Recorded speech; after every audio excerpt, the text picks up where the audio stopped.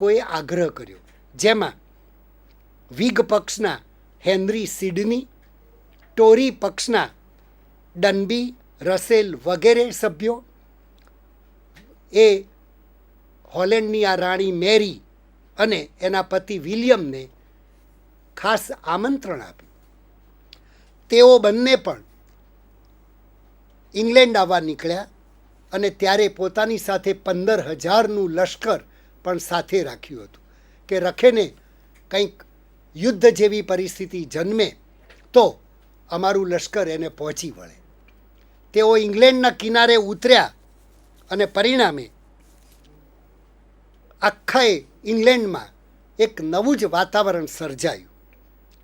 જેવા તેઓ ઇંગ્લેન્ડના દરિયા કિનારે ઉતર્યા અને એવા સમાચાર જેમ્સ બીજાને મળ્યા એટલે જેમ્સ બીજો ગભરાઈ ગયો અને ગભરાટમાં એને મનમાં નક્કી કર્યું કે હવે ઇંગ્લેન્ડમાં વધુ સમય રહેવામાં આપણું બહુ મોટું જોખમ છે. કદાચ આ લોકો કારાવાસમાં અમને પૂરી પણ દે અને ખરા ખોટા કેસો ચલાવીને અમને મારી પણ નાખે.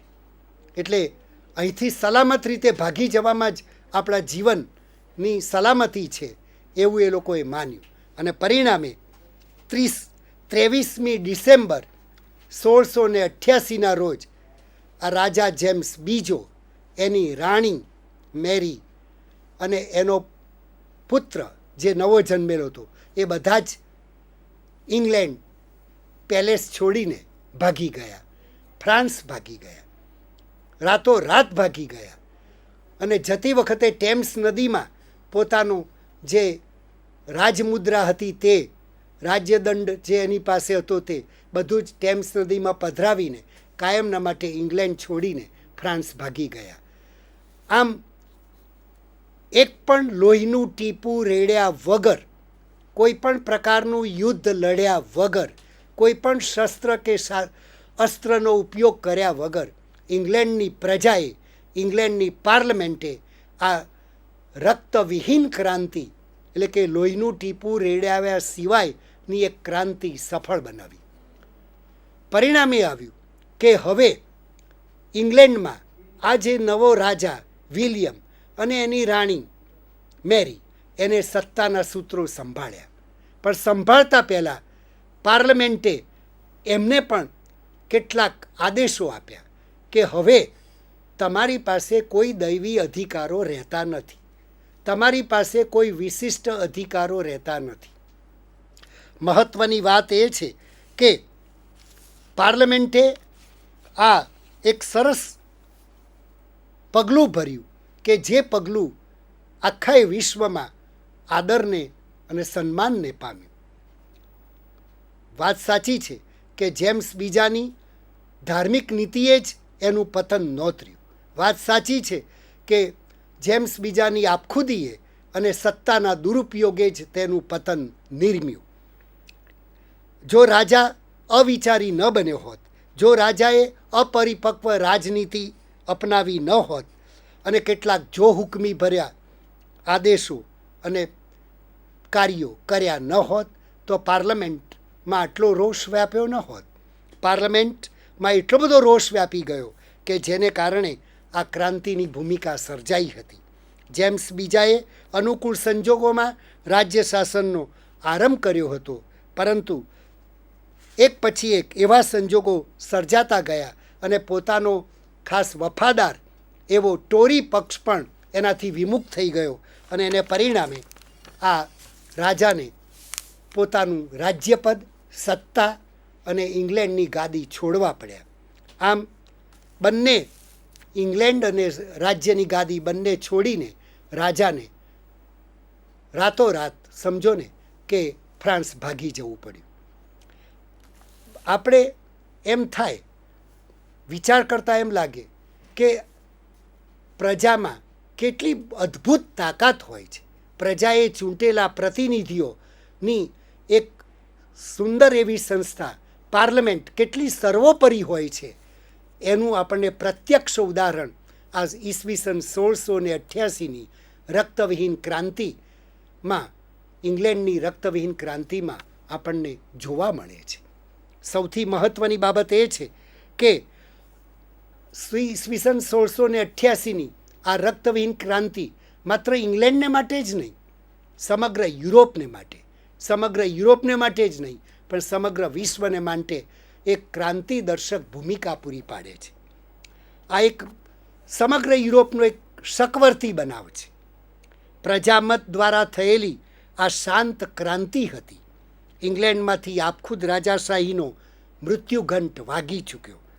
ઇંગ્લેન્ડમાં હવે બંધારણીય રાજાશાહીનો એક નવો પ્રયોગ શરૂ થયો અને ભવિષ્યમાં એક નિર્ણાયક પરિબળ તરીકે પણ આ બંધારણીય રાજાશાહીએ ભૂમિકા હવે ભજવવાની હતી. અને એ બંધારણીય રાજાશાહીની આસપાસ જ પ્રજાજીવન હવે ગુમરાવાનું હતું.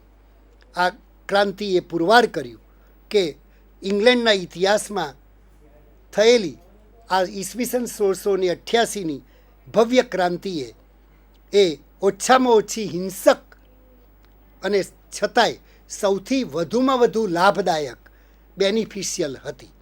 આથી આ ક્રાંતિમાંથી ઉદ્ભવેલા બંધારણીય પરિણામો અને એના બંધારણીય મહત્ત્વના તત્વોનો અભ્યાસ ઘણા બધા બંધારણીય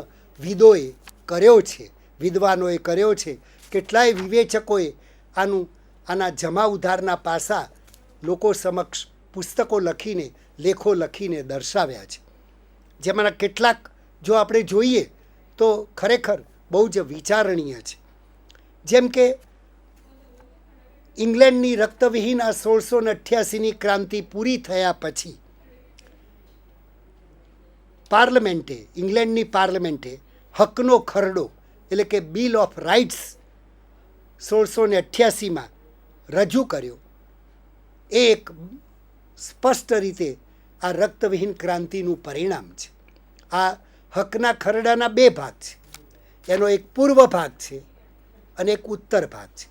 પૂર્વ ભાગમાં આપણે જોઈએ તો રાજા જેમ્સ બીજાએ જે ગેરબંધારણીય અનીતિ ભરેલા જેટલા કાર્યો કર્યા હતા એની સઘળી યાદી બનાવી છે. અને એમાંના 13 કાર્યો તો એવા છે કે રાજા જેમ્સને ખરેખર ગુનેગાર ઠેરવે છે.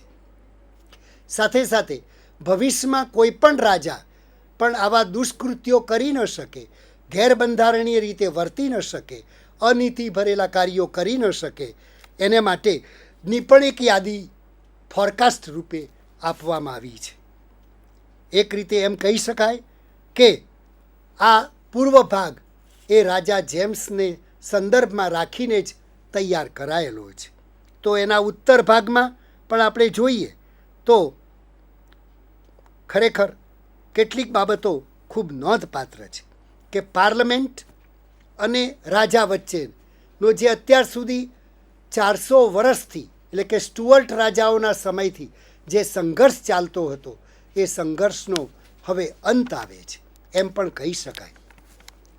એમ પણ કહેવામાં જરાય અતિશયોક્તિ નથી કે આ ઉત્તર ભાગમાં એટલે કે હકના ખરડાના ઉત્તર ભાગમાં પાર્લામેન્ટના અને નાગરિકોના પ્રાચીન અધિકારોનો સ્પષ્ટ ઉલ્લેખ કરવામાં આવ્યો હતો. શાંતિના સમયમાં રાજા પાર્લામેન્ટની સંમતિ વિના લશ્કર રાખી શકે જ નહીં, લશ્કરમાં વૃદ્ધિ કરી શકે જ નહીં એવો આદેશ એ જોગવાઈમાં છે. એ પણ આપણે નોંધવું જોઈએ અને એ ખૂબ નોંધપાત્ર બાબત છે.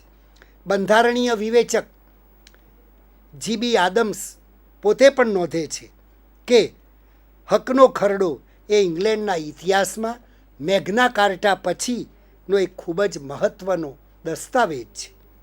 કારણ કે છેલ્લા 400 વર્ષથી ચાલ્યા આવતા રાજાના કેટલાક અધિકારો વિરુદ્ધ સામાન્ય કાયદો અને રાજાના વિશિષ્ટ અધિકારો વિરુદ્ધ વિશિષ્ટ અધિકારોને પોષતી એવી એમની ખાસ અદાલતોની વિરુદ્ધ સામાન્ય અદાલતોના સંઘર્ષનો ઇતિહાસ પણ નિરૂપે છે.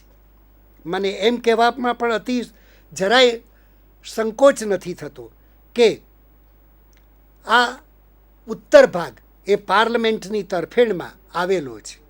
આ રીતે હકનો ખરડો એ ઇંગ્લેન્ડના બંધારણીય ઇતિહાસની એક આખી કરવટ હવે અહીંથી બદલે છે. એમ પણ કહેવામાં આપણે જરૂર કહી શકીએ કે ઇંગ્લેન્ડના બંધારણના ઇતિહાસની આ હકનો ખરડો એક આધારશિલા બની રહે છે. G.M. ટ્રિવેલિયન નામના એક વિદ્વાન તો ત્યાં સુધી કહે છે કે આ ક્રાંતિ એ ખરેખર એક અનોખી ક્રાંતિ છે, કારણ કે તેમાં યુદ્ધના મેદાનો ઉપર કોઈ યુદ્ધ લડાયું નથી. લોહીનું એક પણ ટીપું રેડાયા સિવાય, શસ્ત્રોનો જરા પણ ઉપયોગ કર્યા સિવાય પ્રજા જીવને ઈચ્છેલી, એને વાંછેલી એવી એક આ ક્રાંતિ થતાં આપણે એક નવા અધ્યાયનો ઇતિહાસમાં આરંભ કરીએ છીએ, જ્યાં કોઈ પણ પ્રજાના કોઈ પણ સમૂહને કોઈ પણ યુદ્ધનો આંચકો લાગ્યો નથી, કોઈ પણ નુકસાન થયું નથી, કોઈ પણ પ્રજા જીવનને કોઈ વધારે પડતું મૃત્યુ કે ગુનેગારો ઠરાવવામાં આવ્યા નથી. આદમ્સ એટલે જ યોગ્ય રીતે કહે છે કે પ્રજામત દ્વારા થયેલી આ એક ક્રાંતિ છે. It is a revolution by public opinion. આ પ્રજામતનો પડઘો છે.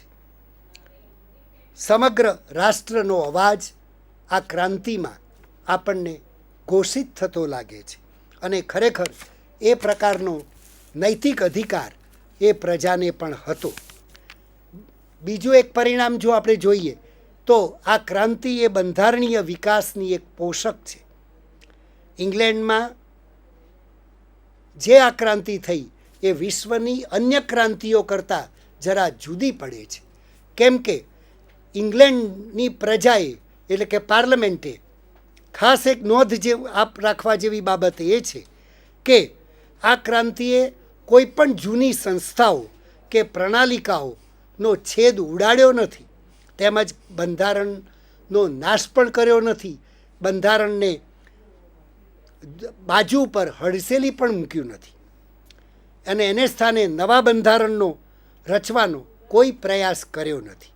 ઉલટું જે બંધારણ હતું એ બંધારણને મજબૂત કરવાનો પ્રયાસ આ ક્રાંતિએ કર્યો છે. એટલે કે બંધારણને સ્થગિત કર્યા સિવાય બંધારણની કલમોને પુનઃસ્થાપિત કરીને તેનું રક્ષણ કરવાનો ઇંગ્લેન્ડની પાર્લામેન્ટે પ્રયાસ કર્યો છે.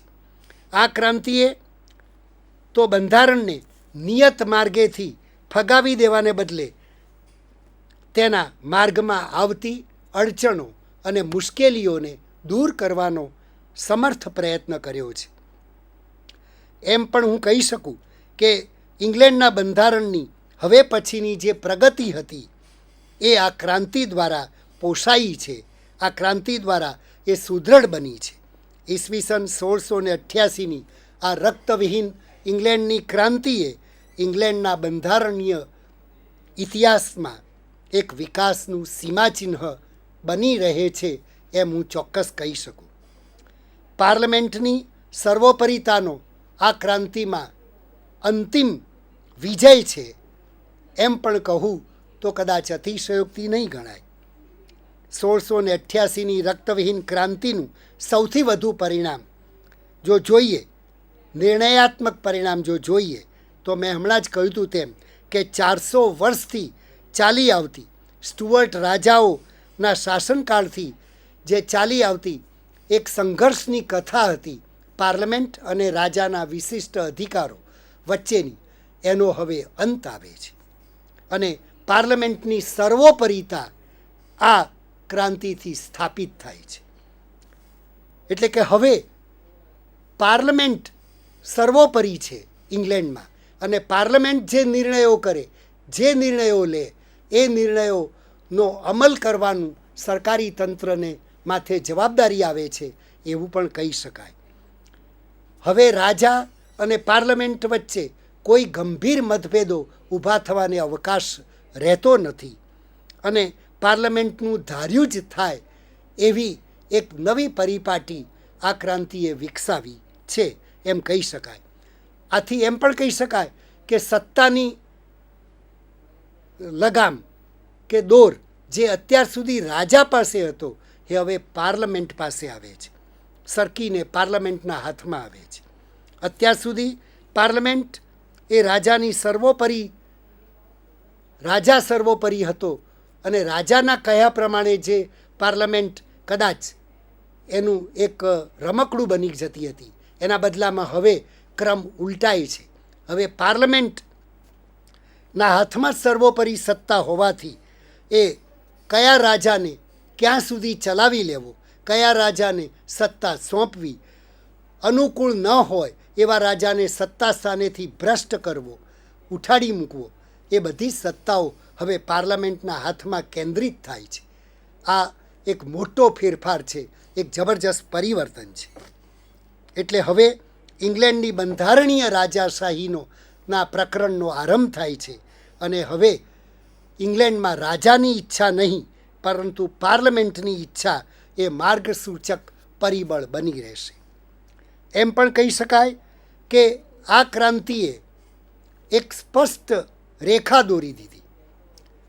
પાર્લામેન્ટે જે મેળવ્યું એટલે કે એક પક્ષ જે પાર્લામેન્ટે મેળવ્યું તે બીજા પક્ષ એટલે કે રાજાશાહીએ ગુમાવ્યું છે.